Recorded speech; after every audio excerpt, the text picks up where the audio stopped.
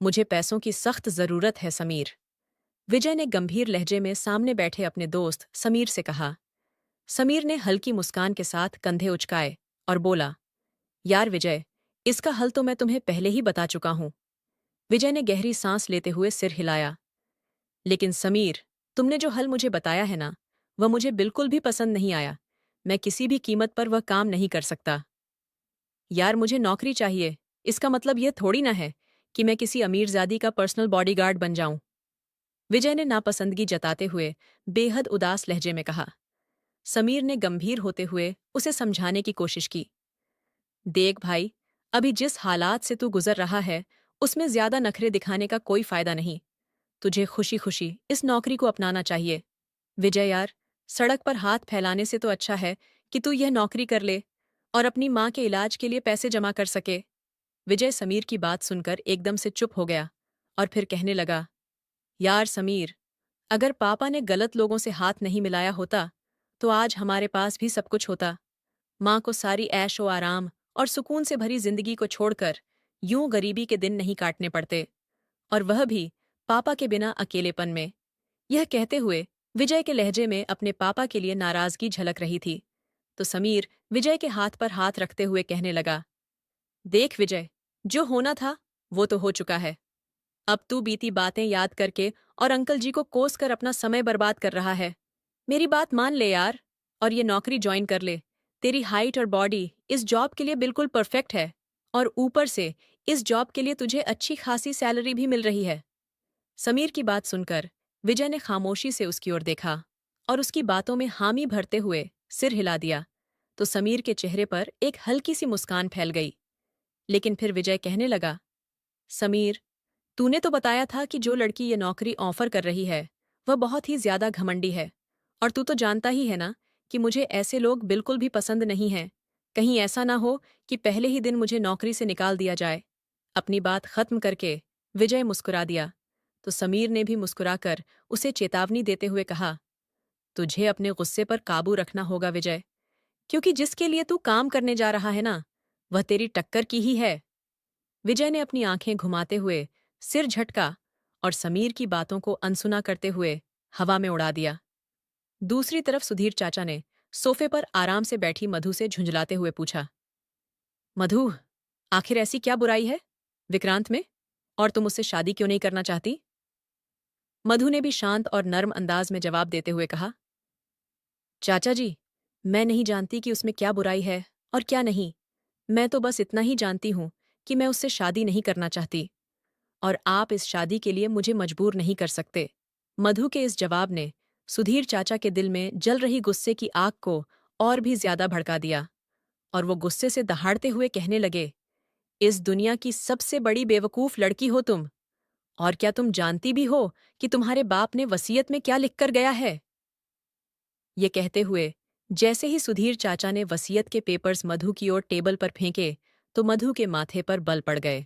अभी तो मधु ने वसीयत के पेपर्स उठाकर पढ़ना शुरू ही किया था कि तभी अचानक ही सुधीर चाचा दांत पीसते हुए कहने लगे, बेवकूफ, लड़की, अगर 25 साल के अंदर अंदर तुम्हारी शादी नहीं हुई ना, तो यह सारी जायदाद किसी फाउंडेशन में चली जाएगी।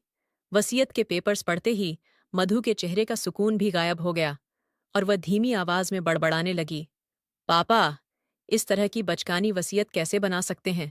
ये बड़बड़ाते वक्त मधु की आवाज इतनी धीमी थी कि उसकी बातें सिर्फ उसी के कानों तक पहुंच पाईं।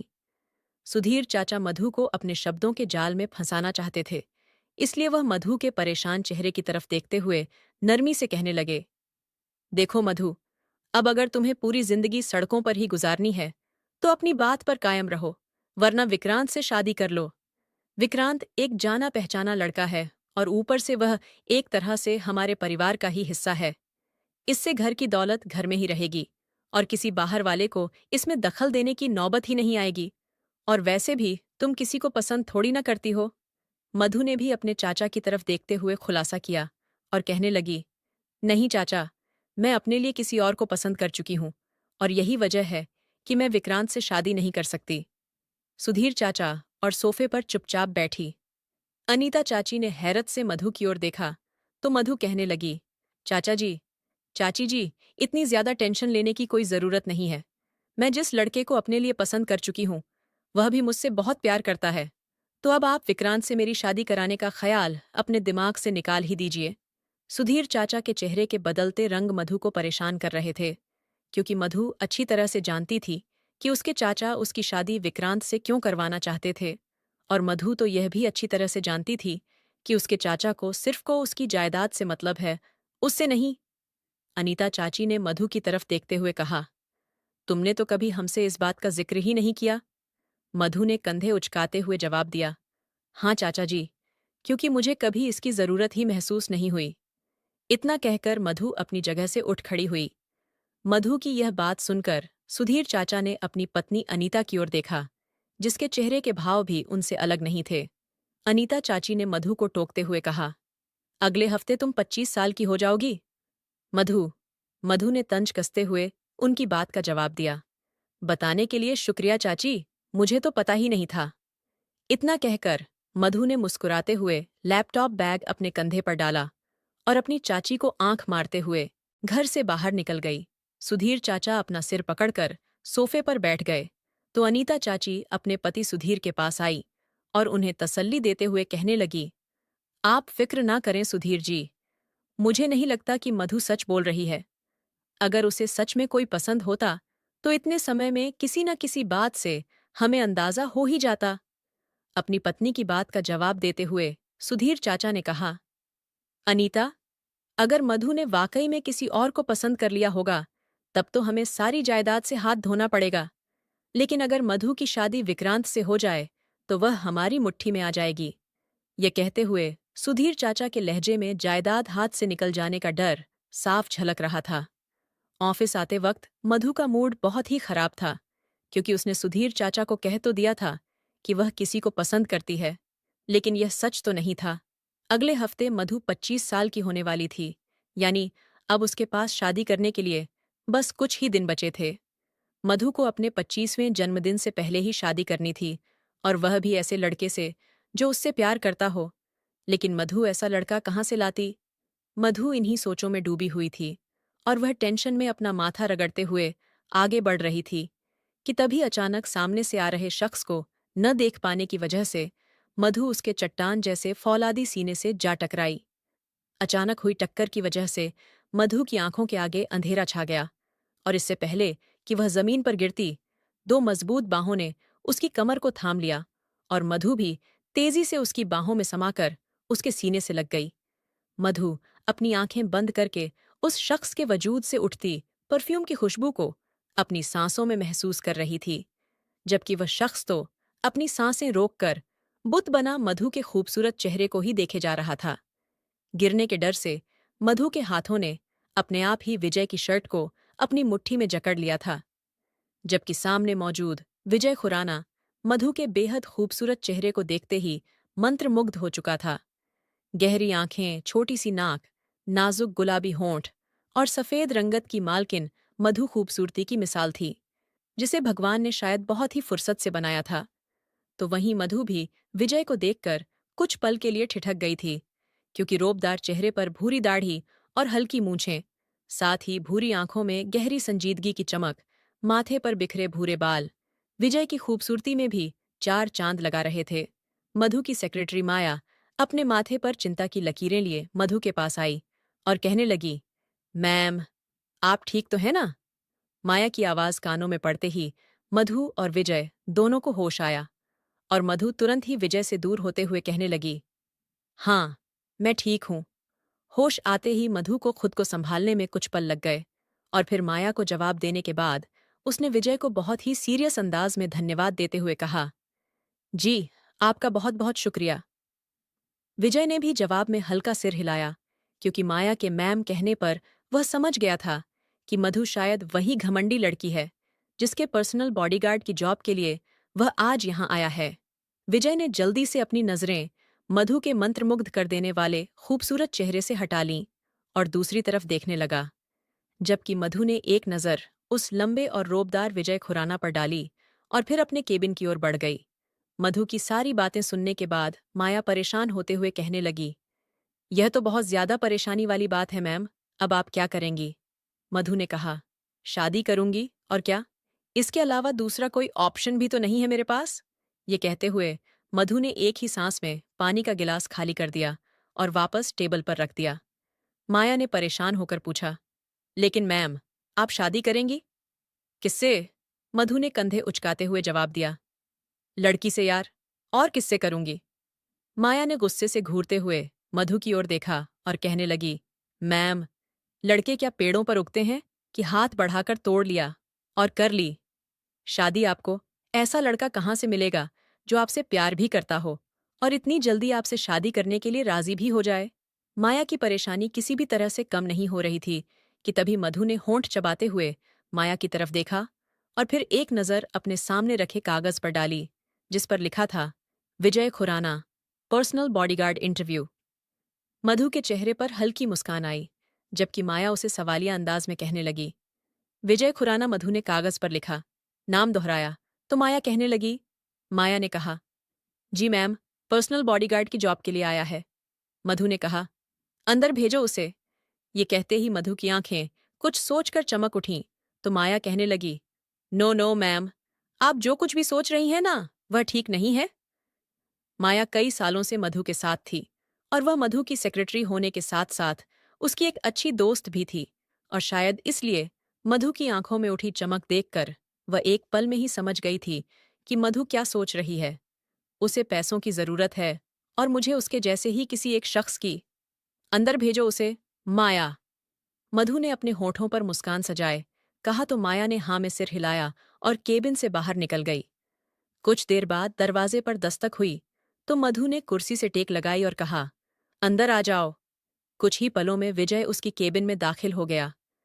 विजय को अपने सामने देखकर एक पल के लिए तो मधु भी चौंक गई थी, लेकिन फिर उसने बड़े शातिर अंदाज में अपने चेहरे के भाव बदले और सीरियस होकर विजय को सामने रखी।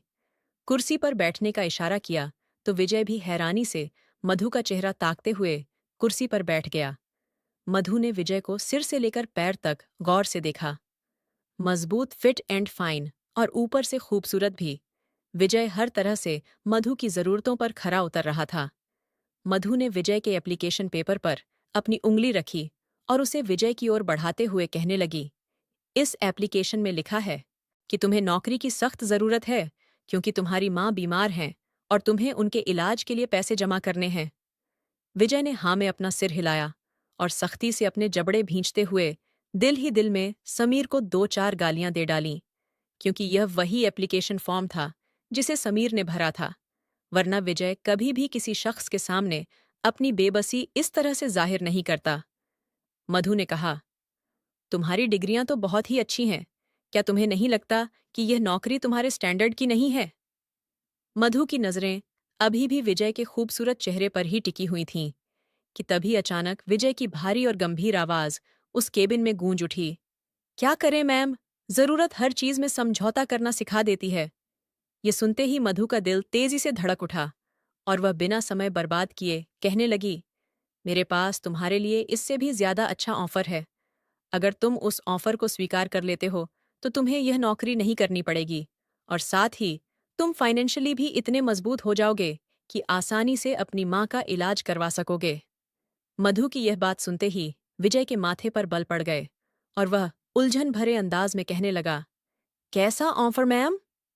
विजय की आवाज इतनी खूबसूरत थी कि मधु ने थूक निगलते हुए खुद को अगली बात के लिए तैयार किया और वह अपनी जगह से उठकर विजय के सामने आकर खड़ी हो गई। मधु को इतने करीब खड़ा देखकर विजय खुद भी खड़ा हो गया तो मधु ने उलझते शब्दों में कहा, तुम्हें मुझसे शादी करनी होगी। ये सुनते ही विजय की आंखें खुली की खुली रह गईं और हैरत से बुत बना वह खुद को मधु की बातों के असर से मुक्त करने की कोशिश कर रहा था। देखो विजय, तुम्हें बस कुछ समय के लिए ही मुझसे शादी करनी होगी और बदले में तुम्हें सारे ऐशो आराम मिलेंगे। तुम्हें बस 1 महीने के लिए ही मेरे साथ एक ही कमरे में रहना होगा और सबको अपने झूठे प्यार का यकीन दिलाना होगा, और फिर 1 महीने बाद तुम मुझे तलाक दे दोगे और हमेशा के लिए मेरी जिंदगी से कहीं दूर चले जाओगे। मधु की बातें सुनते ही विजय खुराना आंखें फाड़कर उसे देखता रह गया और उसने मधु की बाजू को पकड़ते हुए उसे अपने करीब खींच लिया। विजय की नजरों में मधु की बातों ने मर्यादा की सारी हदें पार कर दी थीं और विजय को इस बात का बिल्कुल भी अंदाजा नहीं था कि उसके सामने खड़ी वो लड़की मधु इतनी गिर सकती है कि वह खुद ही अपना सौदा कर बैठेगी। अभी कुछ पल पहले ही तो मधु की खूबसूरती पर विजय के दिल की धड़कनें बढ़ गई थीं, लेकिन अब विजय को उसी मधु से घिन महसूस हो रही थी, क्योंकि विजय के लिए एक लड़की की बाहरी खूबसूरती बिल्कुल भी मायने नहीं रखती थी। उसके लिए तो दिल की खूबसूरती ही मायने रखती थी, और विजय के हिसाब से उस लड़की का दिल बेहद ही घटिया था। विजय मधु के चेहरे की तरफ झुकते हुए चिल्लाया और कहने लगा, तुम औरत हो या तवायफ, मिस मधु? मधु, जो विजय की हर हरकत को बड़े गौर से देख रही थी, विजय की यह बात सुनकर गुस्से से पागल हो गई और उसने विजय के गाल पर इतनी जोर से थप्पड़ मारा कि उसके थप्पड़ की आवाज पूरी केबिन में गूंज उठी थी। विजय अपने गाल पर हाथ रखे अंगारे बरसाती आंखों से मधु को देखने लगा, जो गहरी सांसें भरते हुए कहर भरी नजरों से उसे ही देख रही थी। अपनी जुबान को लगाम दो मिस्टर विजय खुराना, वरना तुम्हारी जुबान खींचकर तुम्हारे ही हाथों में थमा दूंगी। मधु किसी घायल शेरनी की तरह दहाड़ते हुए उंगली दिखाकर विजय को वार्निंग देने लगी। विजय भी मधु से दोगुनी आवाज में गुर्राया और कहने लगा, मिस मधु, पहले तुम खुद अपनी जुबान को लगाम दो, और तुम्हारी हिम्मत कैसे हुई मुझे इस तरह का घटिया ऑफर देने की? मधु अपने गुस्से पर काबू पाते हुए नॉर्मल अंदाज में कहने लगी, मिस्टर विजय खुराना, मैंने ऐसी कोई भी घटिया ऑफर नहीं दी है।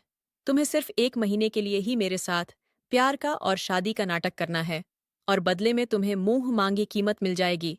ये सुनते ही विजय का चेहरा अंगारों सा लाल हो गया और वह कहने लगा, मुझे तुम्हारा यह ऑफर बिल्कुल भी मंजूर नहीं है, और मैं कुछ रुपयों के लिए खुद को तुम्हारे हाथों की कठपुतली नहीं बना सकता।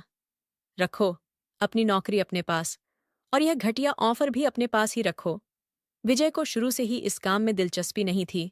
वह तो बस समीर के कहने पर यहां आया था, लेकिन जब मधु ने उसे खुद से शादी करने की ऑफर दी तो वह गुस्से से बिलबिला उठा था। मधु ने विजय से कहा, एक बार अच्छे से सोच लो मिस्टर विजय, यह ऑफर तुम्हारे लिए फायदेमंद साबित हो सकता है। मधु को सामने खड़े विजय के अलावा और कोई भी रास्ता नहीं दिख रहा था, इसलिए वह किसी भी तरह से उसे मनाना चाहती थी। विजय ने भी अपने दिल की भड़ास निकालते हुए कहा, मैं ठोकर मारता हूं इसे फायदों को, बल्कि मुझे तो यहां आना ही नहीं चाहिए था। इतना तो मैं जानता ही था कि तुम एक बहुत ही घमंडी लड़की हो, लेकिन मैं यह नहीं जानता था कि तुम शर्म और हया दोनों बेचकर खा गई हो। इतना कहकर विजय मधु की केबिन से बाहर निकल गया और मधु अपने हाथों की मुट्ठियां भींच विजय को जाते हुए देखती रह गई। विजय के जाते ही मधु ने पेपरवेट उठाया और पूरी ताकत से दरवाजे पर दे मारा, और फिर अपने बालों को मुट्ठी में भींचे वो सिर को हाथों में थाम कुर्सी पर बैठ गई। विजय के तीखे शब्द मधु के कानों में गूंज रहे थे, और जिस तरह से विजय ने मधु की ऑफर को ठुकराया था, उससे मधु का गुस्सा और भी ज्यादा बढ़ता ही जा रहा था। दूसरी तरफ विजय भी मधु पर गुस्सा होते हुए उसके बारे में ही सोच रहा था, और वो तो समीर के कॉल का जवाब भी नहीं दे रहा था, क्योंकि विजय अच्छी तरह से जानता था कि अगर उसने समीर का कॉल उठा लिया तो वह उसे भी जरूर खरी खोटी सुना देगा, क्योंकि वह समीर ही तो था जिसने उसे इस नौकरी के बारे में बताया था। और फिर जैसे ही विजय ने कच्चे इलाके में मौजूद अपने छोटे से घर के बाहर अपनी बाइक को रोका, तो वह यह देखकर हैरान रह गया कि उसके दरवाजे पर आस पड़ोस के लोगों की भीड़ जमा हो गई थी। अचानक ही विजय के दिमाग में कुछ क्लिक हुआ तो वह जोर से चिल्लाया, मम्मी! और फिर लड़खड़ाते कदमों से और जल्दी से सबको अपने रास्ते से हटाते हुए वह अपने घर में दाखिल हुआ, तो सामने फर्श पर अपनी बेहोश मां को देखते ही विजय की तो जैसे जान ही निकल गई थी। विजय जल्दी से अपनी मां के पास आया और उनका सिर अपनी गोद में रखकर जोर जोर से चिल्लाने लगा, मम्मी, क्या हुआ है आपको? मम्मी!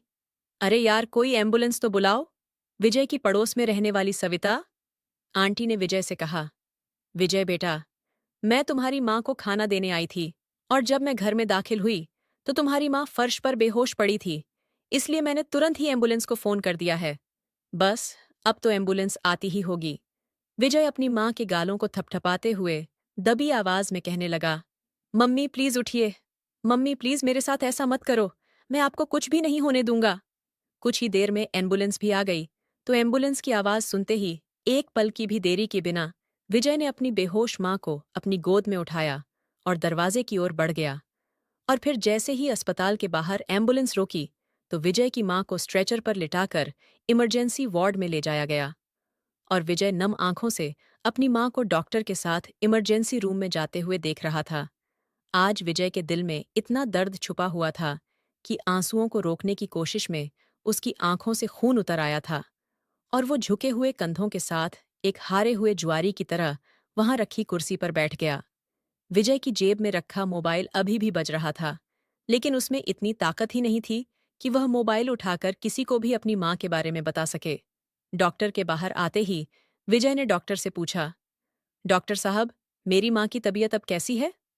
तो डॉक्टर कहने लगा, देखिए मिस्टर विजय, आपकी मां को मेजर हार्ट अटैक आया है, इसलिए हमें जल्द से जल्द उनका बायपास करना होगा। ये सुनते ही विजय की आंखों से एक आंसू बहकर उसके गालों से होते हुए जमीन में दफन हो गया और उसने बहुत ही धीमी आवाज में कहा, डॉक्टर साहब, सर्जरी के लिए कितनी पेमेंट जमा करवानी होगी? तब डॉक्टर ने कहा, मिस्टर विजय, आप जल्द से जल्द 10 लाख रुपए काउंटर पर जमा करवा दो ताकि हम आपकी मां का ऑपरेशन शुरू कर सकें।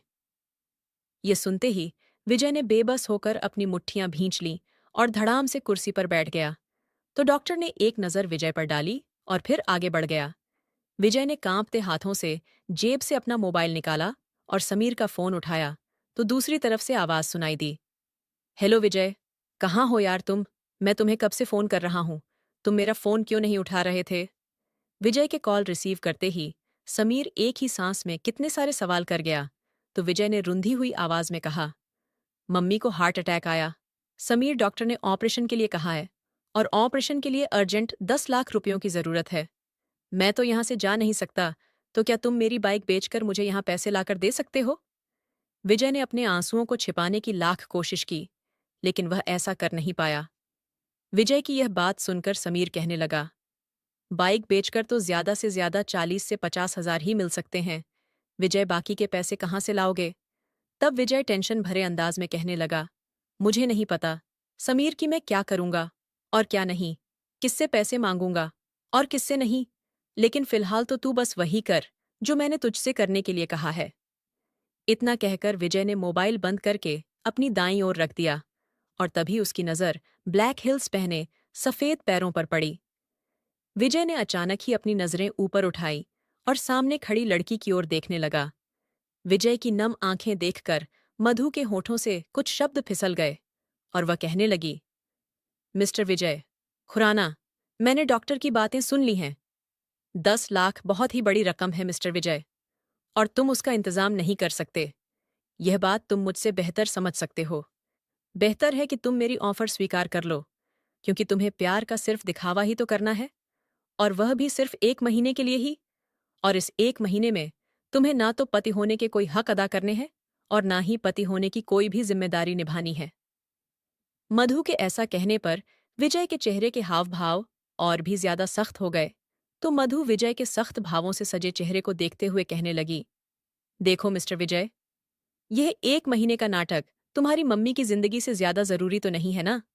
विजय चुपचाप मधु को देख रहा था, जो इस नाजुक पल में भी अपना ही फायदा देख रही थी।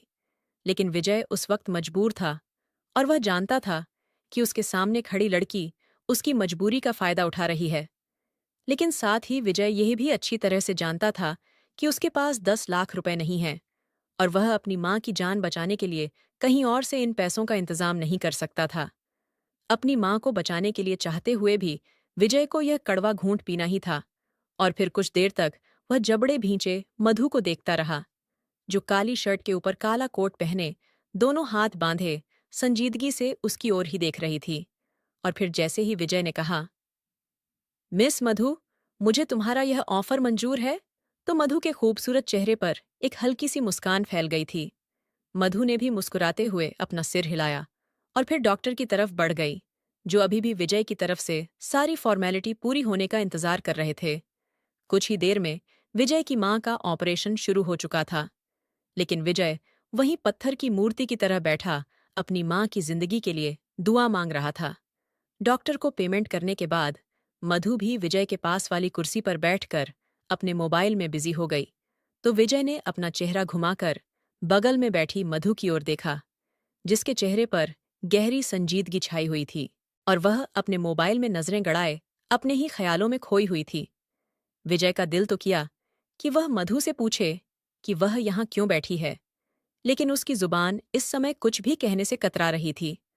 समीर, जो अभी अभी विजय की बाइक बेचकर अस्पताल पहुंचा था, मधु को विजय के साथ बैठा देखकर वह भी हैरान रह गया था। लेकिन उसने भी अपनी हैरानी दूर करने के लिए किसी से कोई सवाल नहीं किया, क्योंकि यह किसी भी तरह के सवाल जवाब करने का सही समय नहीं था। मधु, जो कि ऑय इंडस्ट्रीज की मालकिन थी, और वह जब 20 साल की थी तब उसके पापा नवीन ऑय उसे अकेला छोड़कर इस दुनिया से चल बसे थे। मधु की मां का देहांत उसके बचपन में ही हो गया था, और अपने पापा की मौत के बाद मधु ने पूरे कारोबार को बड़ी कुशलता और समझदारी से संभाला था। मधु के सुधीर चाचा, जो अपने भाई का कारोबार संभालना चाहते थे, मधु को अकेले ही पूरा कारोबार संभालते देखकर तिलमिला उठे थे। अपने माँ बाप की इकलौती संतान होने की वजह से मधु पूरी जायदाद की अकेली ही वारिस थी।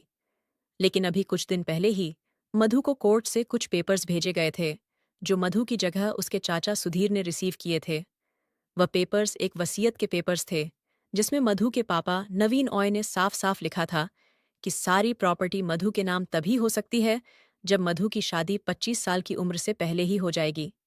मधु के पापा ने ऐसी वसीयत क्यों बनवाई थी, यह तो मधु की समझ से भी परे था। लेकिन जब से सुधीर चाचा को वह पेपर्स मिले थे, तब से ही वह मधु पर अपने साले विक्रांत से शादी करने का दबाव बना रहे थे, जो मधु से उम्र में 10 साल बड़ा था। इस शादी में सुधीर चाचा का बहुत बड़ा फायदा छुपा हुआ था, क्योंकि एक बार अगर मधु की शादी विक्रांत से हो जाती, तो फिर मधु उन लोगों के काबू में आ जाती, और फिर विक्रांत और मधु के चाचा दोनों मिलकर पूरा कारोबार अपने कब्जे में कर लेते। जबकि मधु उन लोगों की नीयत और इरादों से अच्छी तरह से वाकिफ थी। इसीलिए तो उसने बहाना किया था कि उसने अपने लिए लड़का पसंद कर लिया है। तो वहीं दूसरी ओर विजय खुराना के पापा एक लकड़ी के कारखाने के मालिक थे, लेकिन अपने एक दोस्त की सलाह पर उन्होंने अपनी सारी संपत्ति बेचकर अपना सारा पैसा एक बिजनेस में लगा दिया, और फिर उस बिजनेस में उन्हें बहुत बड़ा नुकसान हो गया। उनका दोस्त तो उन्हें धोखा देकर भाग गया, और इस तरह से विजय के पापा को अपना घर, अपना कारोबार और सब चीजों से हाथ धोना पड़ा। विजय के पापा इस सदमे को बर्दाश्त नहीं कर सके, और कुछ ही समय में वह इस दुनिया से चल बसे। तो वहीं उनकी पत्नी, यानी कि विजय की माँ, जो दिल की मरीज थी, अब बहुत ही ज्यादा बीमार रहने लगी थी। कुछ बचत के पैसों का इस्तेमाल करके विजय अपनी माँ को लेकर किराए के एक छोटे से मकान में शिफ्ट हो गया था। लेकिन अब घर चलाने के लिए और अपनी माँ के इलाज के लिए विजय एक अच्छी नौकरी की तलाश कर रहा था कि तभी उसके एक खास दोस्त समीर ने उसे मधु की पर्सनल बॉडीगार्ड की जॉब के बारे में बताया। मधु हर हफ्ते इस अस्पताल में आती थी, और वह बच्चों के वार्ड में इलाज करा रहे बच्चों के साथ समय बिताकर अपना अकेलापन दूर करती थी। आज भी मधु अपनी रूटीन के मुताबिक अस्पताल आई थी, क्योंकि पहले वसीयत की वजह से और फिर सुबह विजय से हुई बहस के बाद उसका मूड बहुत खराब हो गया था, और वह अपने मूड को ठीक करने के लिए ही यहाँ आई थी। लेकिन यहाँ आते ही उसने डॉक्टर और विजय के बीच हो रही बातचीत सुनी, जिसे सुनने के बाद वह खुद को विजय से बात करने से रोक नहीं पाई। अगर कोई और समय होता तो शायद वह बिना किसी शर्त के भी विजय की मदद कर देती, लेकिन अभी इस वक्त उसे विजय की सख्त जरूरत थी। इसलिए मधु ने फिर से विजय के सामने अपना ऑफर रखा था। सुबह से शाम हो गई थी, लेकिन डॉक्टर अभी तक बाहर नहीं आए थे, और विजय पागलों की तरह कभी अपने चेहरे पर हाथ फिरा आता, तो कभी अपने बालों को अपने हाथों से नोचने लगता। विजय का दिल इतनी जोरों से धड़क रहा था, जैसे कि चिंता के मारे वह खुद भी पागल हो जाएगा, क्योंकि विजय के पास बस अब यही एक रिश्ता बचा था। लेकिन अब अगर वह अपनी माँ को भी खो देता, तो इस पूरी दुनिया में वह अकेला खाली हाथ रह जाता। मधु ने गरम गरम चाय का कप विजय की ओर बढ़ाते हुए संजीदगी से कहा, लो, ये चाय पी लो। विजय ने गुस्से से मधु के चेहरे की ओर देखा, तो मधु के चेहरे पर अपनी मुश्किलों का हल मिल जाने का सुकून साफ साफ छलक रहा था। विजय तो मधु पर पहले से ही बहुत ज्यादा नाराज था, लेकिन इस वक्त यहाँ मधु की मौजूदगी से वह और भी ज्यादा परेशान हो गया था। इसीलिए ना चाहते हुए भी विजय का गुस्सा मधु पर फूट पड़ा, और वह कहने लगा, मिस मधु, अंदर मेरी माँ जिंदगी और मौत के बीच जंग लड़ रही है, और आप मुझे चाय पीने के लिए कह रही हैं। यह कहते हुए विजय का लहजा सख्त हो गया तो मधु के चेहरे की रंगत उड़ गई और वह कहने लगी, मिस्टर विजय, खुराना अगर तुम्हें चाय नहीं पीनी थी तो मना कर देते या फिर इनकार में सिर हिला देते, लेकिन इस तरह से काट खाने को क्यों दौड़ रहे हो? और फिर मधु ने दांत पीसते हुए कहा, तुम्हें चाय नहीं पीनी है ना, तो कोई बात नहीं, मैं ही पी लूंगी। इतना कहकर मधु ने अपने कंधे उचकाए और चाय का प्याला होठों से लगाते हुए एक तरफ चली गई और विजय पीछे से जाती हुई मधु की पीठ को घूरने लगा। कुछ दूरी पर खड़ा समीर यह सब कुछ बड़ी दिलचस्पी से देख रहा था और उसके चेहरे पर एक हल्की सी मुस्कान आ गई, जिसे छिपाने के लिए उसने अपना चेहरा दूसरी ओर घुमा लिया। कुछ देर बाद विजय भी फोन कान पर लगाए आगे की ओर बढ़ गया, क्योंकि उसके कुछ दोस्त उससे उसकी मां के बारे में पूछ रहे थे और वह उन्हें जवाब देते हुए एक वार्ड के अंदर झांक रहा था। और फिर अचानक ही विजय बोलते बोलते खामोश हो गया और उसकी आंखें हैरत से फटी की फटी रह गईं, क्योंकि जो दृश्य उसकी आंखें देख रही थीं, कम से कम विजय ने तो उसकी कल्पना भी नहीं की थी। यह एक बच्चों का वार्ड था, जहां 12 साल तक के बच्चों का इलाज चल रहा था और सारे बच्चे फर्श पर बिछे कालीन पर बैठे हुए थे। लेकिन विजय के हैरत की वजह वो बच्चे नहीं, बल्कि उनके साथ जमीन पर बैठी हुई मधु थी, जो बिना किसी झिझक के उनके साथ खेल रही थी और उन्हें प्यार कर रही थी। यह अस्पताल कोई बहुत बड़ा और नामचीन अस्पताल नहीं था। यहाँ अमीर और गरीब दोनों ही अपना इलाज कराने आते थे। वहां बैठे कुछ बच्चों के कपड़े गंदे हो चुके थे, जबकि कुछ बच्चों के चेहरे पर दवाइयों और खाने के निशान साफ साफ नजर आ रहे थे। लेकिन फिर भी मधु बिना कोई घिन महसूस किए उन बच्चों के साथ बैठकर खेल रही थी और उनके साथ एक ही प्लेट में खाना खा रही थी और यहाँ तक कि उन बच्चों को अपनी गोद में बिठाकर उनसे प्यार भी कर रही थी। मधु तो वैसे भी बहुत ही ज्यादा खूबसूरत थी, लेकिन इस वक्त बच्चों के साथ खिलखिलाती उसकी यह प्यारी सी हंसी दिल को छू लेने वाली थी। विजय के मन में मधु की जो छवि बनी हुई थी, उस हिसाब से तो मधु एक बहुत ही बदतमीज और घमंडी लड़की थी और सुबह हुई बहस के बाद तो वह बेशर्म भी थी। लेकिन आज यहाँ मधु को बच्चों के साथ जमीन पर बैठा देखकर विजय का दिल मधु के लिए अपनी राय बदलने पर मजबूर हो गया था कि मधु एक बहुत ही बदतमीज और घमंडी लड़की है। समीर की आवाज सुनकर विजय अपनी सोच से बाहर निकला और उसने मधु के खूबसूरत और मुस्कुराते हुए चेहरे से अपनी नजरें हटाई और समीर की तरफ बढ़ गया। विजय की मां का ऑपरेशन सफल रहा और उन्हें अंडर ऑब्जर्वेशन रखा गया था। विजय अपनी मां को सही सलामत देखकर बेहद खुश था, लेकिन उसे मधु कहीं भी नजर नहीं आई। तो मधु की गैरहाजिरी ने विजय को हैरानी में डाल दिया था। लेकिन फिर विजय ने अपना सिर झटका और सोचने लगा कि अच्छा ही है जो मधु यहाँ नहीं है। समीर के साथ नाश्ता करने के बाद विजय अपनी मां के कमरे की ओर जा रहा था कि तभी उसके मोबाइल की रिंगटोन बजने लगी। मोबाइल स्क्रीन पर एक अनजान नंबर चमकता देखकर विजय ने कुछ देर सोचने के बाद फोन उठाया तो दूसरी तरफ से आवाज सुनाई दी और वो एक अजीब हेलो हेलो। मधु ओबरॉय कॉल रिसीव करते ही मधु ओबरॉय का नाम सुनकर विजय ने नापसंदगी जताते हुए अपने होंठ दबा दिए और कहने लगा, हाँ बोलो, क्या काम है? फोन आते ही समीर सवालिया नजरों से विजय की तरफ देखने लगा तो विजय ने समीर को अपनी मां के पास जाने का इशारा किया तो समीर भी बिना कोई सवाल किए चुपचाप विजय की मां के कमरे की ओर बढ़ गया। आईने में अपने आप को देखते हुए मधु विजय को ऑर्डर देते हुए कहने लगी, मिस्टर विजय, तुम्हें अभी के अभी कोर्ट आना होगा, क्योंकि हम आज ही कोर्ट मैरिज करेंगे और अगले आधे घंटे में तुम कोर्ट पहुंच जाना। मैं तुम्हें वहीं मिलती हूं। लाख कोशिश करने के बाद भी विजय अपने लहजे की कड़वाहट पर काबू नहीं रख पाया और वो मधु से सख्त लहजे में कहने लगा, मेरी माँ यहाँ अंडर ऑन ऑब्जर्वेशन है, तो क्या ये काम कुछ दिनों के बाद नहीं हो सकता? तब मधु ने भी सख्त शब्दों में कहा, नहीं मिस्टर विजय, क्योंकि इस शादी के अलावा मुझे और भी बहुत सारे काम हैं, तो हम आधे घंटे बाद कोर्ट में मिलते हैं। इतना कहकर मधु ने मोबाइल बंद करके बैग में रखा और फिर जैसे ही वो कमरे से बाहर निकली तो उसके चाचा, उनकी पत्नी अनिता और साला विक्रांत, जो डाइनिंग टेबल पर बैठकर नाश्ते का आनंद ले रहे थे, वह सब मधु को आंखें फाड़े तब तक देखते रहे जब तक कि वह घर के मेन डोर से बाहर नहीं निकल गई। विक्रांत ने सुधीर चाचा की ओर देखते हुए कहा, जीजा जी, आप मधु के चाचा हैं और उसके बड़े भी हैं, और इस नाते उसे आपकी बात माननी चाहिए थी। तो सुधीर चाचा ने माथे पर शिकन सजाए कहा, मधु, न तो मुझे अपना बड़ा मानती है और न ही वह मेरी बात कभी मानेगी।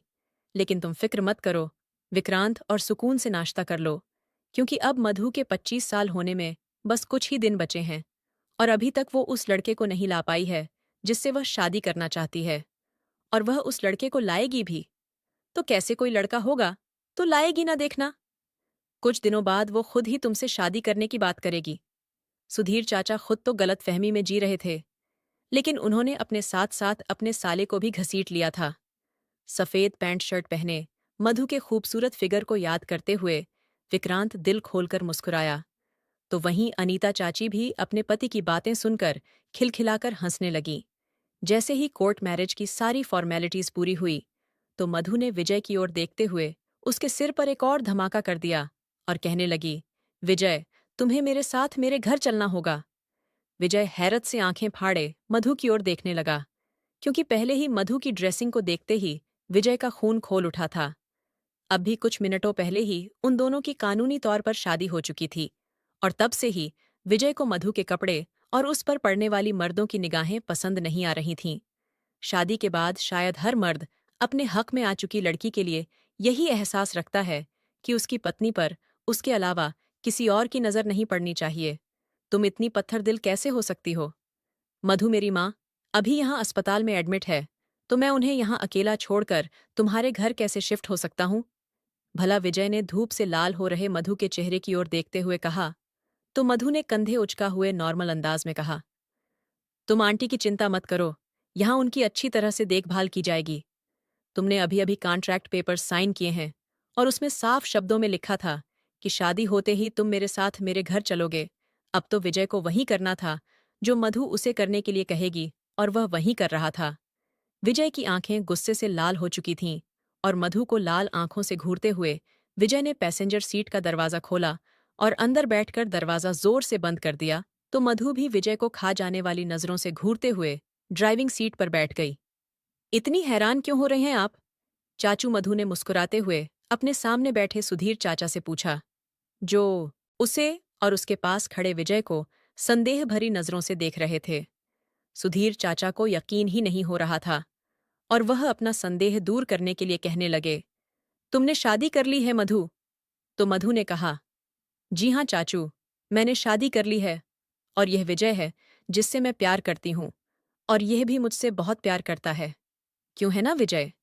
इतना कहकर मधु ने विजय के बाजू को अपने हाथों में थाम लिया और मुस्कुराते हुए विजय की ओर देखने लगी। तब विजय, जो संजीदगी से यह सब कुछ देख रहा था, मधु के सवाल पर बहुत ही मुश्किल से मुस्कुराया था। मधु की नरम और नाजुक उंगलियों के स्पर्श ने विजय के रोंगटे खड़े कर दिए थे, क्योंकि पहली बार किसी लड़की ने विजय को इस तरह से हाथ लगाया था और आज वो एक अजीब से एहसास से रूबरू हुआ था।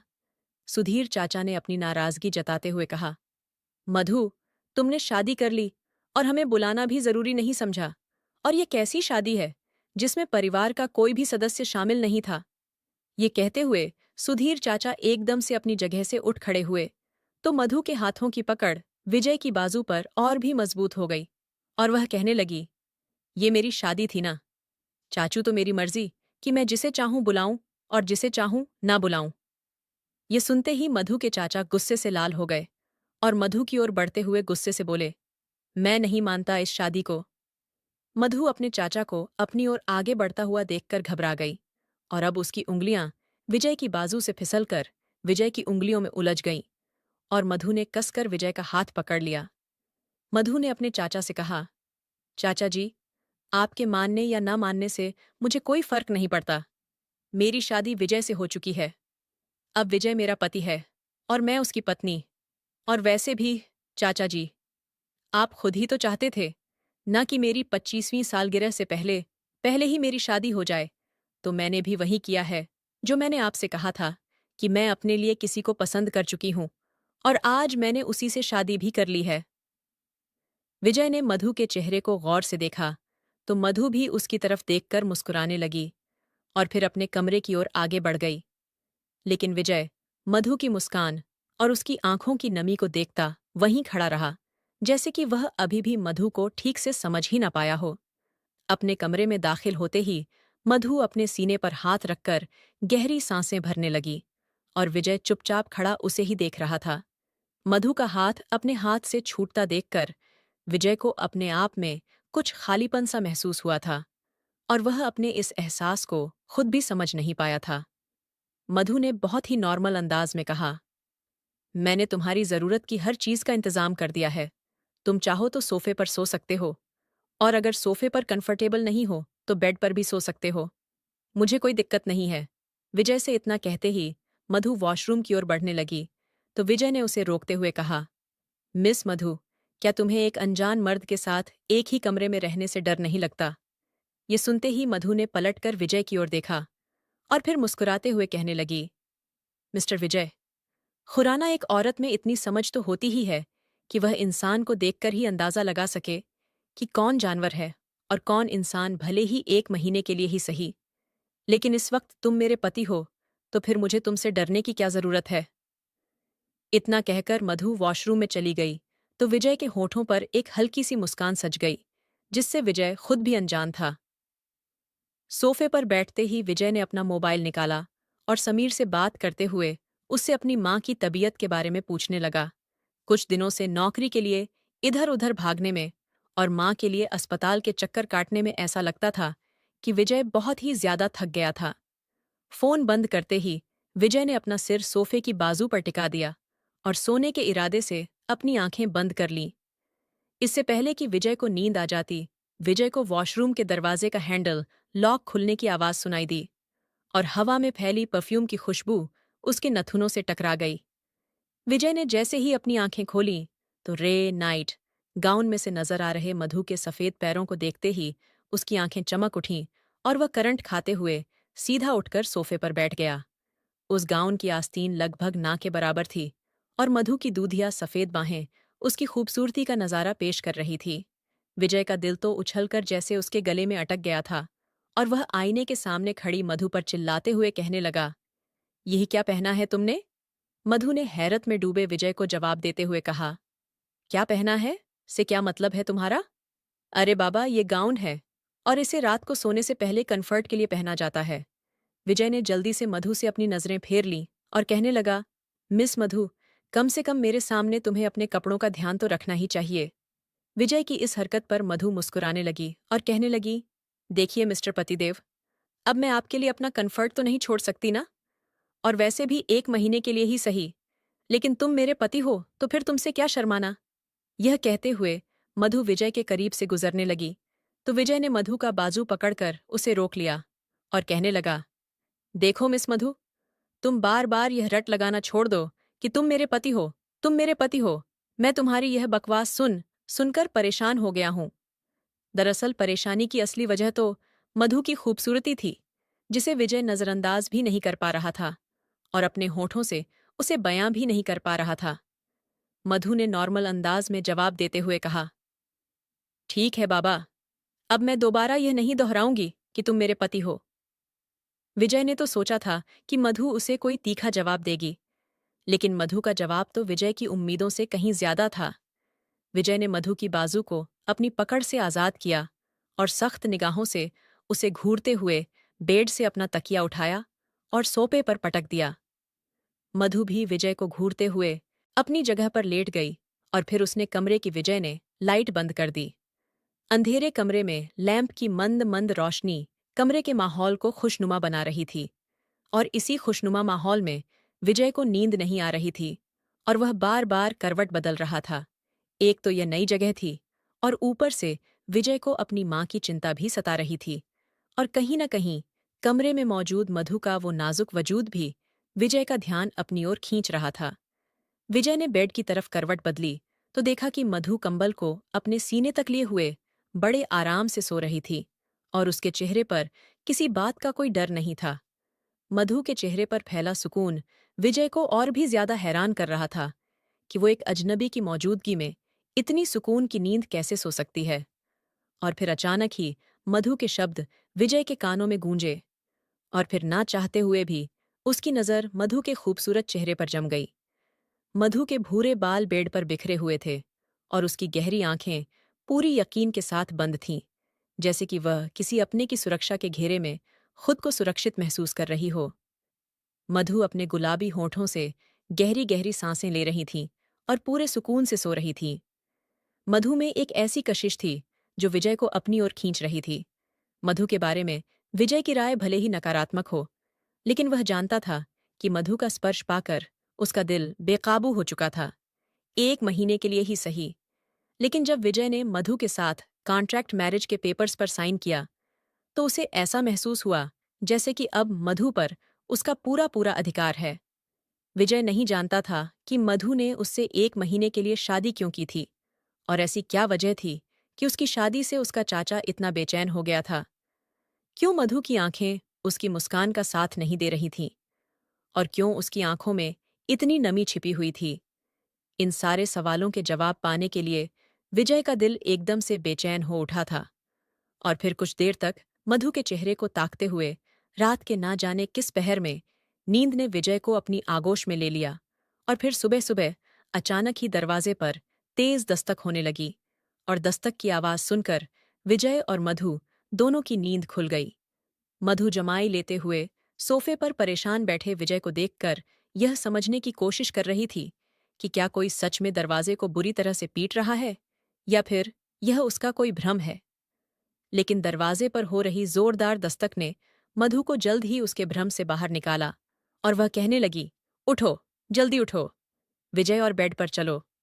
अपनी जगह से उठकर मधु तेजी से विजय के पास आई, और फिर विजय को बाजू से पकड़कर उसे बेड के पास ले जाकर उसे बेड पर धकेल दिया। तकिए पर गिरते ही विजय उलझते हुए अंदाज में मधु की हरकतें देख रहा था, जो सोफे से तकिया उठाकर उसकी ओर तेजी से आ रही थी। लेकिन इससे पहले कि मधु तकिया लेकर बेड के पास पहुंचती, कमरे में बिछे कालीन में उसके पैर उलझ गए, और वह धड़ाम की आवाज के साथ सीधा विजय के सीने पर जा गिरी। मधु ने अपना चेहरा विजय की गर्दन में छिपा लिया, तो विजय ने भी कसकर अपनी आंखें बंद कर लीं। अनजाने में जैसे ही मधु के होंठ विजय की गर्दन से टकराए, तो विजय के पूरे शरीर में जैसे एक करंट सा दौड़ गया। और इससे पहले कि मधु एकदम से विजय से दूर होती, विजय के कानों में दरवाजे का लॉक खुलने की आवाज सुनाई दी, और उसने जल्दी से मधु को बेड पर लिटा दिया, और फिर उसके ऊपर झुकते हुए उसे सिर से लेकर पैर तक कंबल से ढक दिया। कंबल के अंदर दुबकी मधु गहरी सांस लेकर अपनी रुकी हुई सांसों को वापस लाने की कोशिश कर रही थी, लेकिन डर के मारे उसका शरीर पसीने से भीग चुका था, क्योंकि उसकी सांस उसके सीने में ही अटक गई थी। क्या काम है? ऐसे भागे क्यों चले आ रहे हो? विजय ने एक तीखी नजर डालते हुए विक्रांत से पूछा, जो खून सी प्यासी निगाहों से विजय को ही देखे जा रहा था। विक्रांत भी बेशर्मी से वहीं खड़ा रहा और गुस्से से तेज आवाज में कहने लगा, तुम दोनों को नीचे बुला रहे हैं? और यह कहते हुए विक्रांत के चेहरे पर गुस्सा साफ झलक रहा था। ओह, हेलो! प्राइवेसी नाम की भी कोई चीज होती है बेटे। शादीशुदा जोड़े के कमरे में, यहां तक कि किसी भी दूसरे शख्स के कमरे में बिना इजाजत के नॉक किए बगैर दाखिल नहीं होना चाहिए। अब यहां खड़े खड़े मेरा मुंह क्या देख रहे हो? जाओ, हम आ रहे हैं, और हाँ, दरवाजा बंद करना मत भूलना। विजय ने विक्रांत के सेल्फ रिस्पेक्ट की ऐसी की तैसी कर दी, तो विक्रांत ने गुस्से से लाल होते हुए विजय की तरफ देखा और तुरंत ही पैर पटकते हुए वहां से निकल गया। लेकिन हाँ, जाते जाते वह दरवाजे को जोर से पछाड़कर बंद करना नहीं भूला था। विक्रांत के जाते ही विजय ने मधु के चेहरे से कंबल हटा दिया, क्योंकि वह नहीं चाहता था कि कमरे में आने वाला कोई भी शख्स मधु को इस तरह के नाइट गाउन में देख ले। इसलिए उसने मधु को अच्छी तरह से कंबल से ढक दिया था। मधु का चेहरा हद से ज्यादा लाल हो गया था, और उसका पूरा शरीर पसीने से भीगा हुआ था, जिसे देखकर विजय मधु के गाल थपथपाते हुए कहने लगा, मधु मधु सांस लो यार। विजय को जब महसूस हुआ कि मधु सांस नहीं ले रही है, तब उसके तो होश ही उड़ गए थे। अचानक मधु को क्या हो गया, और वह सांस क्यों नहीं ले रही थी? विजय को तो कुछ समझ ही नहीं आ रहा था। विजय ने मधु के चेहरे को अपने दोनों हाथों में थाम लिया और चिल्लाने लगा, मधु मधु उठो मधु। विजय की आवाज सुनकर मधु ने नम आंखों से विजय की ओर देखते हुए सांस लेने की कोशिश की, लेकिन वो सांस नहीं ले पा रही थी। विजय के चेहरे पर एक अजीब सी बेचैनी फैल गई, और उसकी आंखों में मधु के लिए चिंता का सागर उमड़ आया था।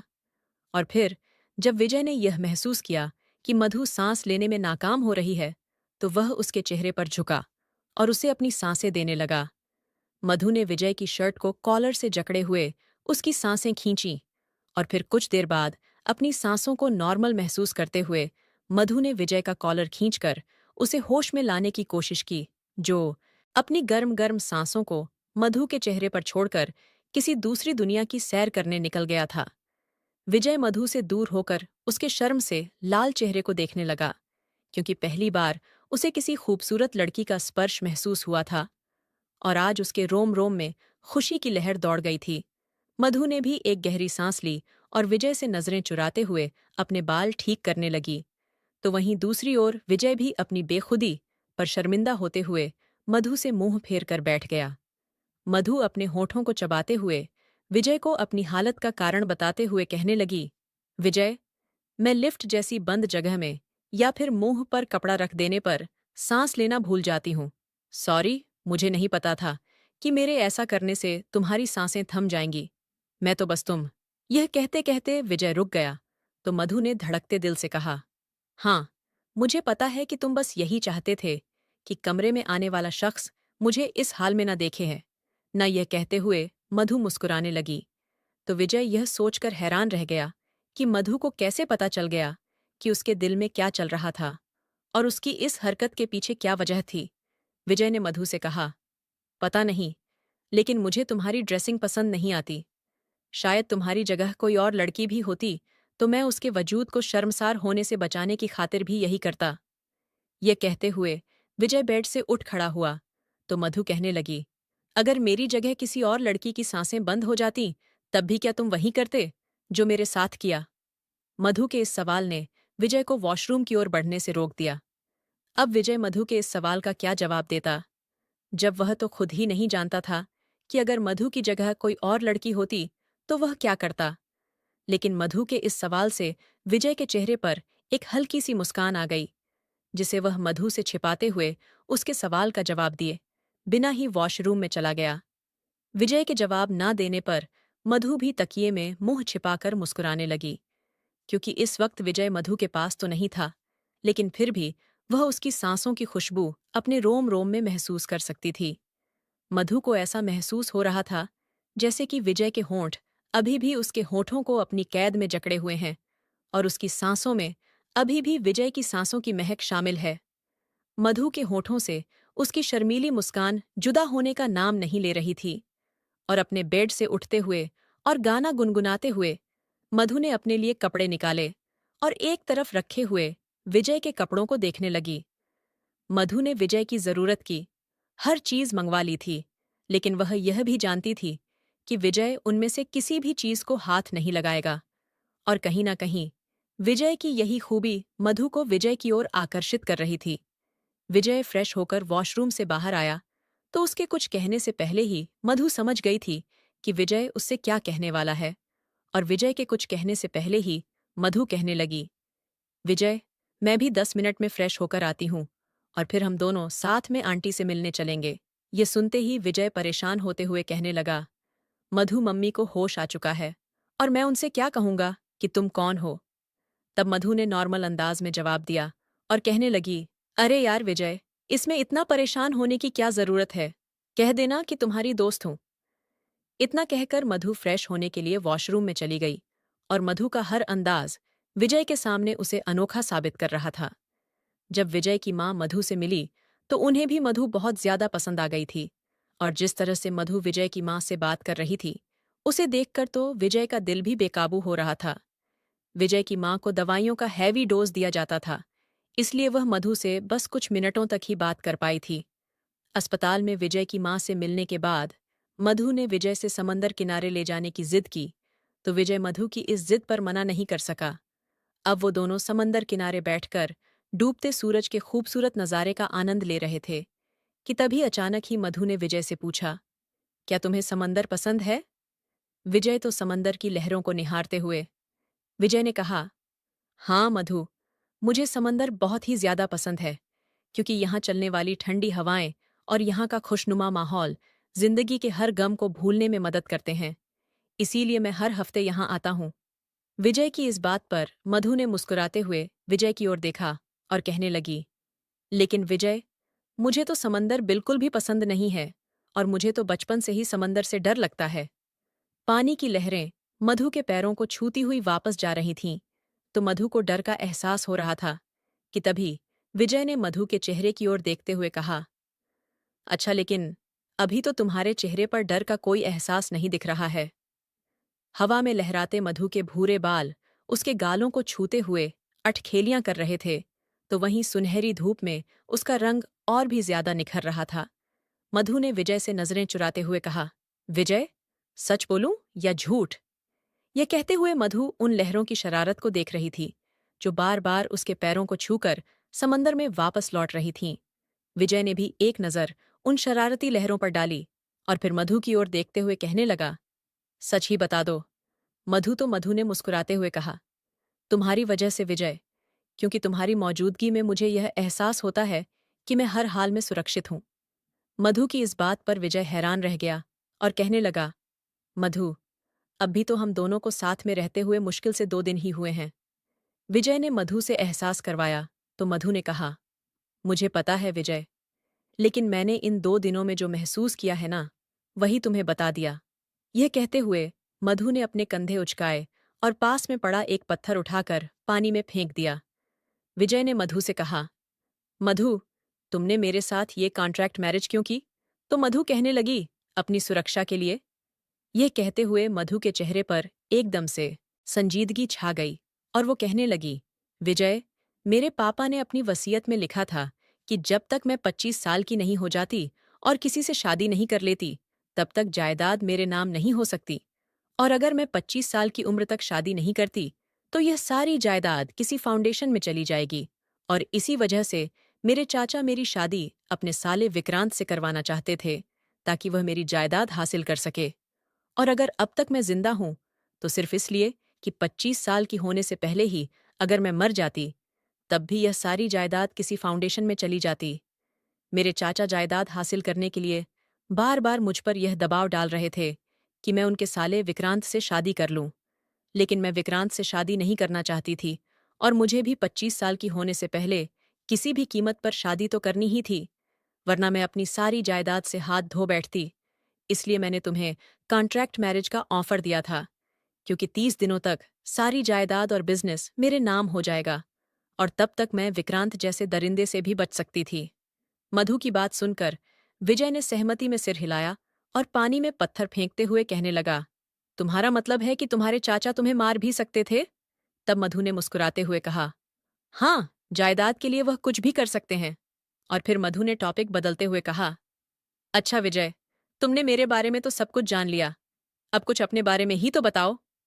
तब विजय ने अपने बारे में बताते हुए कहा, मेरे पापा ने अपने एक दोस्त पर भरोसा कर लिया और उनका यही भरोसा हमें ले डूबा और हम सड़क पर आ गए। पापा ये सदमा बर्दाश्त नहीं कर सके और वो मुझे और मेरी माँ को अकेला छोड़कर इस दुनिया से चल बसे। और अब मेरे पास जीने का सहारा बस एक मेरी माँ ही है, और माँ की हालत तो तुम्हारे सामने ही है। विजय ने भी एक घायल मुस्कान के साथ अपनी जिंदगी को एक खुली किताब की तरह मधु के सामने पेश कर दिया और फिर कहने लगा, मधु, तो क्या अब कॉन्ट्रैक्ट मैरिज खत्म होने के बाद तुम्हारे चाचा से तुम्हारी जान को कोई खतरा नहीं होगा? तब मधु ने कहा, इसका भी एक हल है। मेरे पास जब सारी जायदाद मेरे नाम हो जाएगी, तो मैं सब कुछ बेचकर यहां से बहुत दूर चली जाऊंगी। मधु ने मुस्कुराकर हाथ से उड़ जाने का इशारा किया, जिसका मतलब था कि शायद वह सारी प्रॉपर्टी बेचकर हमेशा के लिए यह देश छोड़कर चली जाएगी। मधु की बात सुनकर विजय हंस पड़ा और कहने लगा, आओ मधु, पानी में चलते हैं। ये कहते हुए विजय अपनी जगह से उठ खड़ा हुआ और मधु की तरफ अपना हाथ बढ़ाया, तो मधु विजय के बढ़े हुए हाथ को संजीदगी से देखने लगी। तब विजय ने कहा, भरोसा रखो मधु। और फिर विजय ने मुस्कुराते हुए मधु को अपना हाथ थामने का इशारा किया, तो मधु भी विजय का हाथ थामकर मुस्कुराते हुए अपनी जगह से उठ खड़ी हुई। डूबता हुआ सूरज, पानी की लहरें समंदर से उठती, ठंडी हवाएं और वहां गूंजती उन दोनों की हंसी उन्हें एक दूसरे के करीब ला रही थीं। मधु का 25वां जन्मदिन बीत चुका था और सुधीर चाचा के सारे इरादे मिट्टी में मिल चुके थे। जैसे जैसे दिन बीतते गए, मधु और विजय एक दूसरे के करीब आ गए थे और उनके बीच एक मजबूत रिश्ता बन चुका था, जिसे उन दोनों ने दोस्ती का नाम दिया था, बिना यह जाने कि उनका यह रिश्ता दोस्ती से कहीं ज्यादा बढ़कर था। मधु आज ऑफिस से जल्दी लौट आई थी, जबकि विजय अपनी माँ से मिलने गया हुआ था। मधु आज किसी जरूरी मीटिंग की वजह से विजय की माँ से मिलने नहीं जा सकी, वरना ऑफिस से लौटते वक्त वो उनसे मिलने जरूर जाती थी। मधु गर्म पानी से नहाकर और अपने गीले बालों को तौलिए से पोंछते हुए, गाना गुनगुनाते हुए, बाथरोब पहनकर बाथरूम से बाहर आई, तो देखा कि विक्रांत उसके बेड पर लेटा हुआ था। विक्रांत को देखते ही मधु की सफेद रंगत पल भर में ही फीकी पड़ गई थी और डर के मारे उसका पूरा शरीर थर थर कांपने लगा था। मधु ने कांपते हुए लहजे में कहा, तुम यहाँ क्या कर रहे हो? मधु की आंखों में डर देखकर विक्रांत कमीनेपन से मुस्कुराया और कहने लगा, मैं तो यहाँ आता जाता रहता हूँ। मेरी जान कुछ दिनों से नहीं आया था, तो तुम्हें क्या लगा कि अब मैं कभी नहीं आऊंगा?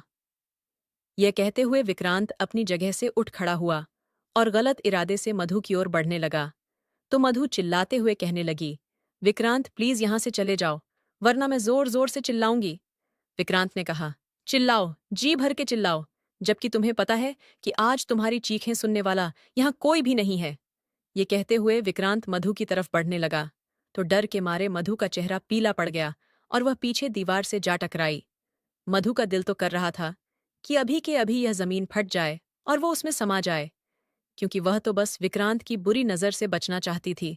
और आज तो विजय भी घर पर नहीं था। हर बार की तरह इस बार भी कोई नहीं था जो उसे विक्रांत के गंदे इरादों से बचा सकता। विक्रांत मुझे जाने दो, प्लीज। डर के मारे मधु के हाथ पैर ठंडे पड़ गए थे और उसकी आंखों से आंसुओं का दरिया बहने लगा था। मधु को वो सारे बीते दिन याद आ गए जब इस वहशी दरिंदे ने उसे बर्बाद करने की कोशिश की थी।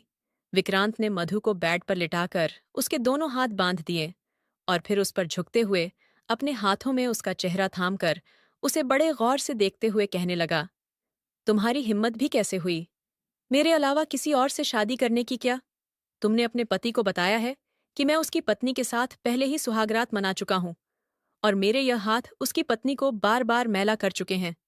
चुप क्यों हो? बताती क्यों नहीं कि तुमने अपनी बीती जिंदगी के बारे में अपने पति को बताया भी है या नहीं? यह कहते हुए विक्रांत अपना चेहरा मधु के करीब ले आया, तो मधु ने अपनी आंखें बंद कर लीं, क्योंकि मधु को ऐसा महसूस हो रहा था कि विक्रांत के शब्द उसकी जिंदगी में जहर घोल रहे हैं। विक्रांत ने मधु के चेहरे को दबोचते हुए कहा, मुझे पता है कि तुमने उसे कुछ भी नहीं बताया होगा। अगर बता देती तो वो तुझे कभी स्वीकार नहीं करता। इतना कहकर विक्रांत ने मुस्कुराते हुए मधु के गाल पर अपना हाथ रखा, तो मधु ने उसी पल अपने भगवान से अपनी मौत की प्रार्थना करते हुए कहा, हे भगवान, इससे पहले कि यह दरिंदा मुझे बर्बाद कर दे, मुझे मौत ही दे दो। मधु का पूरा शरीर बुरी तरह से कांप रहा था और उसके गाल पर विक्रांत का स्पर्श उसे जीते जी मार रहा था। इससे पहले कि मधु अपना बचाव करने के लिए अपनी जान दे देती, उसके कानों में विजय की आवाज सुनाई दी और उसने झट से अपनी आंखें खोल दीं। विक्रांत भी कमरे के दरवाजे पर खड़े विजय को देखकर घबरा गया, लेकिन फिर अगले ही पल सिचुएशन को हैंडल करते हुए वह कहने लगा, अच्छा हुआ विजय कि तुम खुद ही आ गए हो और तुमने अपनी आंखों से सब कुछ देख लिया है। देखो, विजय, मधु और मैं दोनों एक दूसरे को पसंद करते हैं और मधु ने तुमसे मजबूरी में शादी की है। विक्रांत अपने दिमाग का इस्तेमाल करके अपना बचाव करते हुए विजय को मधु के खिलाफ करना चाहता था। ऐसा कुछ भी नहीं है विजय, यह झूठ बोल रहा है। विक्रांत की बातों से भड़क उठी। मधु विजय को अपनी सफाई दे रही थी और रोते हुए विजय की तरफ ही देख रही थी। इससे पहले कि मधु अपनी सफाई में और कुछ कहती, उसके कानों में विजय की तेज आवाज गूंज उठी, जो विक्रांत से पूछ रहा था, क्या कहा था तुमने अभी? विक्रांत, विक्रांत, जरा फिर से कहना। तो मैं कह रहा था कि मधु और मैं, विक्रांत की बात अभी तक पूरी भी नहीं हुई थी। उससे पहले ही विजय ने उसकी गर्दन को कसकर पकड़ लिया और फिर उसके सिर पर अपना सिर मारते हुए उसे खुद से दूर धकेला। तब जाकर विक्रांत अपनी अगली सांस ले पाया था। मधु हैरत से विजय की ओर देखने लगी, जो अभी भी विक्रांत को पीट रहा था। तुम्हें क्या लगा था विक्रांत कि मैं तुम्हारी बातों में आ जाऊंगा, है ना? जबकि मुझे तो पहले ही दिन तुम्हारे गंदे इरादों का पता चल गया था। लेकिन आज तुम्हारे मुंह से मधु के लिए गंदगी सुनकर मुझे बिल्कुल भी अफसोस नहीं होगा। अगर आज तुम मेरे हाथों से मर भी जाते तो तुम्हारी हिम्मत भी कैसे हुई मेरी पत्नी को हाथ लगाने की और उसे परेशान करने की। यह कहते हुए विजय ने विक्रांत को जमीन पर पटक दिया। विजय गुस्से में चिल्लाते हुए विक्रांत के चेहरे पर वार कर रहा था और मधु आंखें फाड़े विजय को ही देख रही थी। विजय विक्रांत को दबोचते हुए कहने लगा, कमीने, मुझे मेरी पत्नी पर पूरा भरोसा है और मैं उससे प्यार करता हूं। सुना तुमने? जो भी शख्स उसे हाथ लगाने की कोशिश भी करेगा, ना तो मैं उसके हाथों को जड़ से उखाड़कर फेंक दूंगा। ये सुनते ही मधु की आंखों से आंसू बहने लगे, क्योंकि जिन जज्बातों को वह दोनों दोस्ती का नाम दे रहे थे, दरअसल वह जज्बात प्यार के जज्बात थे। अगर इस 1 महीने में मधु विजय से प्यार करने लगी थी, तो विजय भी मधु को अपनी जान से भी ज्यादा चाहने लगा था। बस भी करो। विजय मधु ने बड़ी मुश्किल से अपने कांपते हाथ विजय के कंधे पर रखे और विक्रांत को विजय के हाथों मरने से बचा लिया।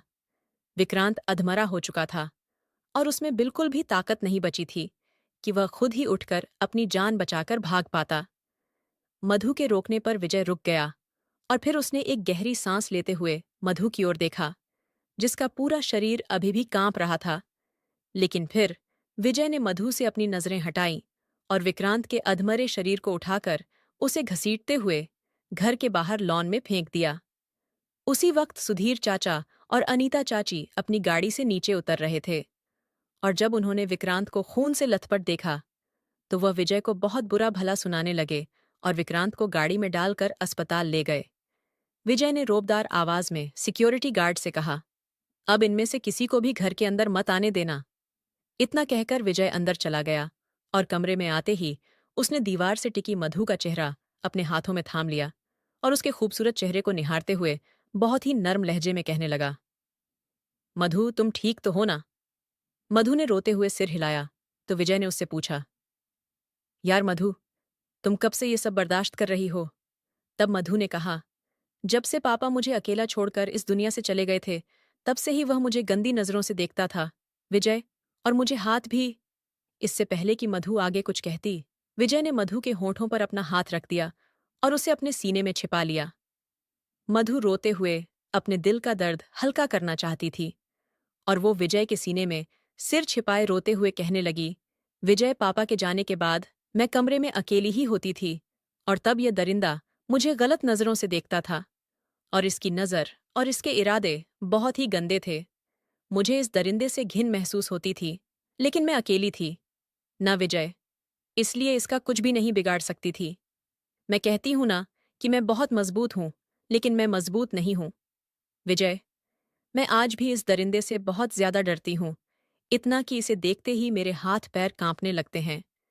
मधु हिचकियां लेते हुए यह सब विजय को बता रही थी और विजय को ऐसा लग रहा था जैसे कि किसी ने उसके दिल के 100 टुकड़े कर दिए हैं और वह अभी के अभी पूरी दुनिया को तहस नहस कर दे।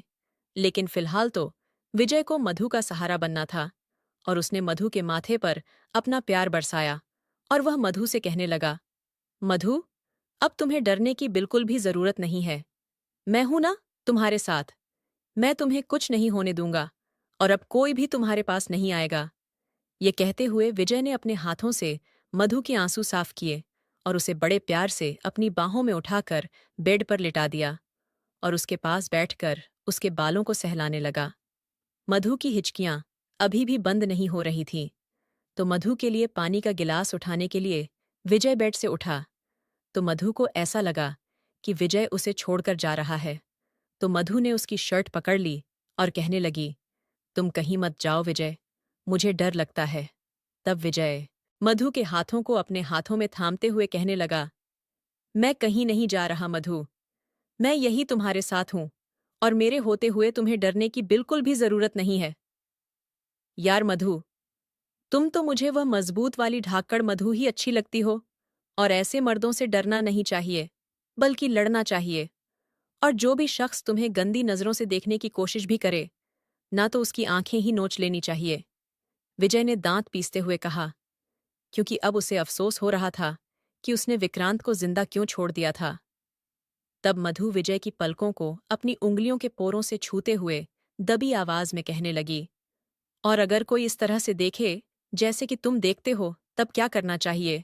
विजय ने जलन महसूस करते हुए कहा, तो उसकी भी आंखें नोच लेना, क्योंकि मेरे अलावा कोई भी तुम्हें मेरी तरह देखे, यह तो मैं बिल्कुल भी बर्दाश्त नहीं कर सकता। मधु विजय की इस जलन पर रोते रोते हंसने लगी और फिर उसने धड़कते दिल के साथ कहा, विजय इतना प्यार करते हो मुझसे? तो विजय कहने लगा, हाँ, करता हूं, अपनी जान से भी ज्यादा। मैं खुद को यही समझाता रहा कि यह प्यार नहीं, दोस्ती है। लेकिन आज यह एहसास हो गया कि यह दोस्ती नहीं, बल्कि प्यार है। और आज विक्रांत को तुम्हारे करीब देखकर मेरा दिल तो कर रहा था कि उसे जिंदा ही जमीन में गाड़ दूं।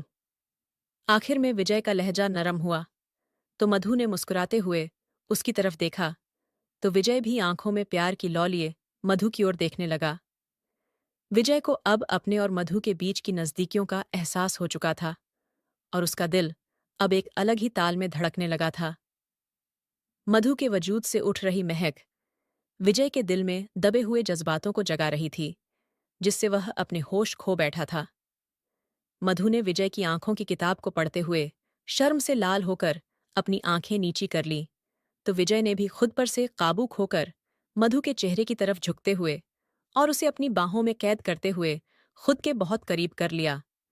मधु ने भी खुशी खुशी विजय की बाहों में पिघलते हुए खुद को उसके हवाले कर दिया और फिर दोनों एक दूसरे के प्यार में डूबकर रात भर अपने प्यार का जश्न मनाते रहे। लेकिन मधु को इस बात का अंदाजा भी नहीं था कि इतनी खूबसूरत रात की सुबह इतनी बुरी भी हो सकती थी। मधु अपने हाथ में वह कागज थामे उसमें लिखी हुई बातें 10वीं बार पढ़ रही थी, जिसमें विजय ने अपना हाल दिल बयां किया था। मैं तुमसे बहुत प्यार करता हूं मधु, इसीलिए शायद मैं खुद को तुम्हारे करीब आने से रोक नहीं पाया था।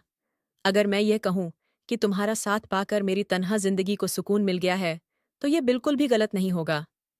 कल रात तुम्हारे करीब आते ही मैं पूरी दुनिया को भूला बैठा था, यहां तक कि मैं तो यह तक भूल गया था कि तुम्हारी और मेरी हैसियत में बहुत बड़ा फर्क है। और कल तुम्हारे करीब आने से पहले मैंने तुम्हारी मर्जी तक नहीं पूछी थी, बस तुम्हें अपने इतने करीब देखकर अपने होश खो बैठा और तुम्हें अपने रंग में रंगता चला गया। लेकिन अब मैं खुद को तुम पर थोपना नहीं चाहता और ना ही तुम्हें मुझसे प्यार करने के लिए मजबूर करना चाहता हूं।